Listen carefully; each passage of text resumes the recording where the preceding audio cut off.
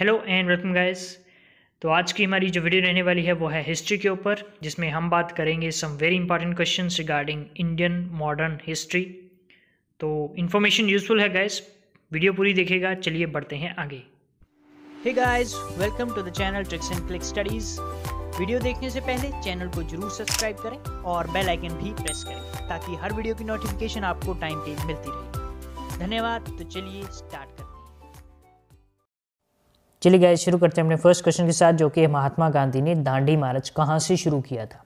अब जैसे कि हम जानते हैं, महात्मा गांधी के टाइम में एक दांडी मार्च नामक एक घटना हुई थी, जो कि कहाँ से शुरुआत की थी उन्होंने ये हमें बताना है। तो इसकी शुरुआत हुई थी ऑप्शन सी, जो कि है साबरमती आश्रम। तो सी ऑप्शन सही उत्तर होगा इस क्वेश्चन का।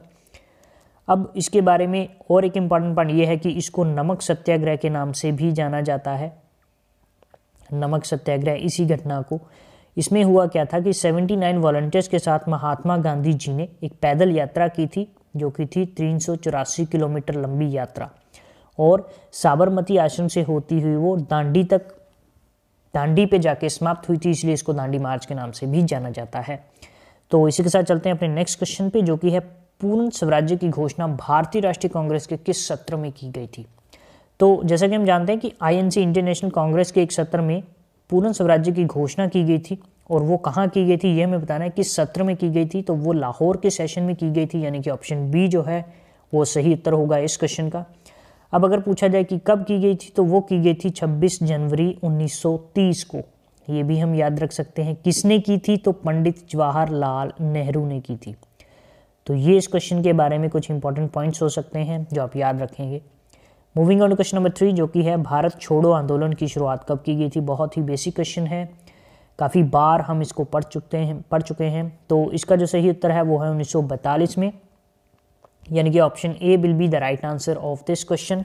अगस्त मूवमेंट की वजह से भारत छोड़ो आंदोलन शुरू किया गया था, और इसमें अंग्रेज़ों सिर्फ ये डिमांड की जा रही थी कि अंग्रेज़ों, जो ब्रिटिश रूल है इंडिया में, जो अंग्रेज़ों का शासन है, उसको पूरी तरह से समाप्त किया जाए, उनको वहाँ से भगाया जाए इंडिया से। Moving on to question number 4, America में गदर पार्टी की शुरुआत किसने की थी।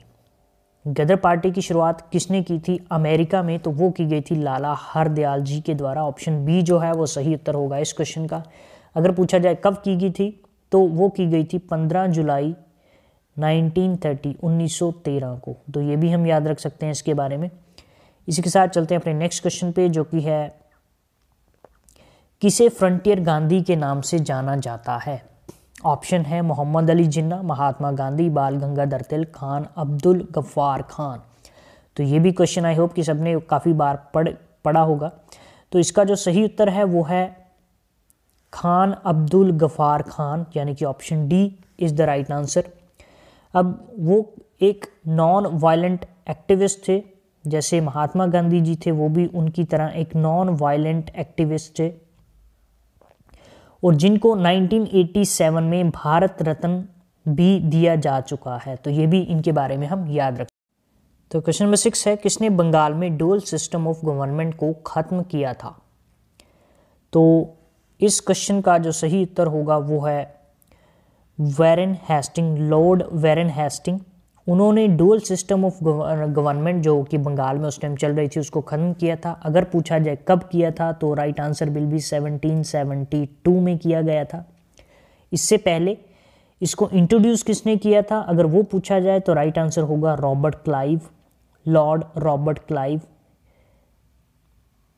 और था क्या इस सिस्टम में कि जो बंगाल का एडमिनिस्ट्रेशन था वो दो पार्ट्स में डिवाइड किया गया था। एक था निजामत और दूसरा था दीवानी। दो पार्ट में एडमिनिस्ट्रेशन चलता था बंगाल का। जो दीवानी थी वो ब्रिटिश कंपनी के द्वारा हैंडल किया जाता था, और जो निजामत था वो निजाम के द्वारा, जो भी वहाँ का राजा होगा उसके द्वारा।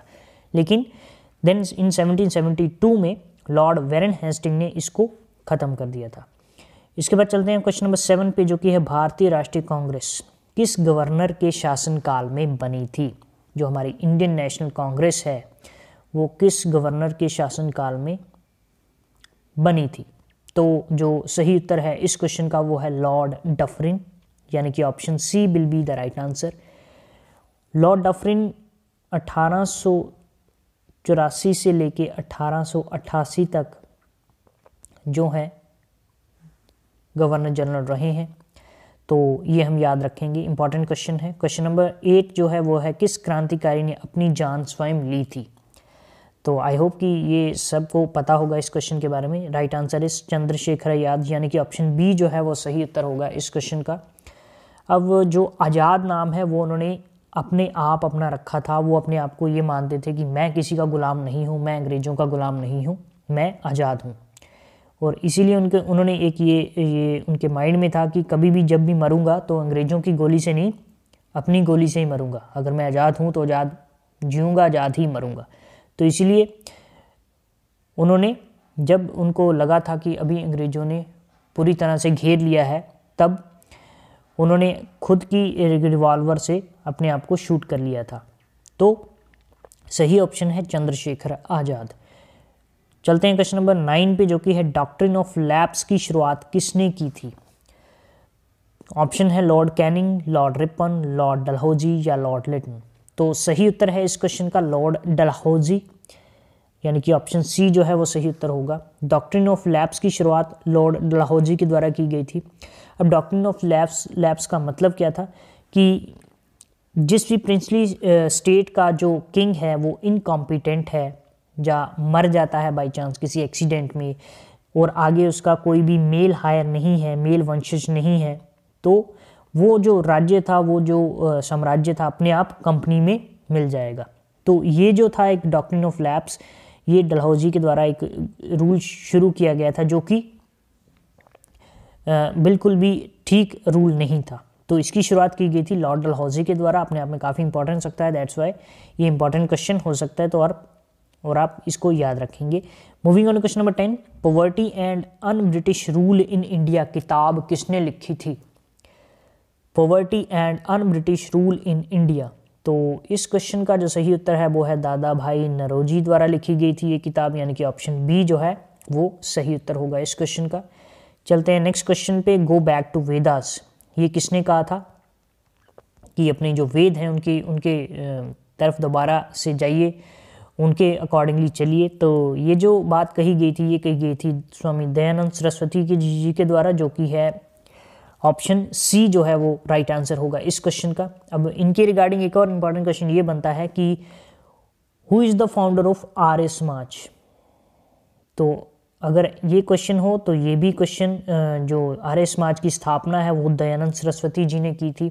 कब की थी वो भी इंपॉर्टेंट क्वेश्चन बन सकता है। तो वो की गई थी इनके द्वारा 1875 में। तो ये भी हम याद रखेंगे, important information regarding this question. इसी के साथ guys we are on the last question of this video, जो कि है अंग्रेजों ने अपनी पहली फैक्ट्री भारत में कहाँ लगाई थी? ऑप्शन है मुंबई, सूरत, मद्रास या फिर कोलकाता में। तो जो अंग्रेजों ने अपनी पहली फैक्ट्री लगाई थी, इंग्लिश फैक्ट्री लगाई थी, वो लगाई थी सूरत में। ऑप्शन बी जो है वो सही उत्तर होगा इस क्वेश्चन का। और कब लगाई थी अगर पूछा जाए तो 1613 में, 1613 ईस्वी। तो ये थी गाइज हमारी आज की वीडियो। अगर वीडियो अच्छी लगी है तो प्लीज़ वीडियो को लाइक ज़रूर कीजिएगा और अपने फ्रेंड्स के साथ शेयर भी कर सकते हैं। और मिलेंगे किसी और इम्पॉर्टेंट इन्फॉर्मेशन के साथ। तब तक स्टडी हार्ड, बी से be healthy. Thank you very much guys.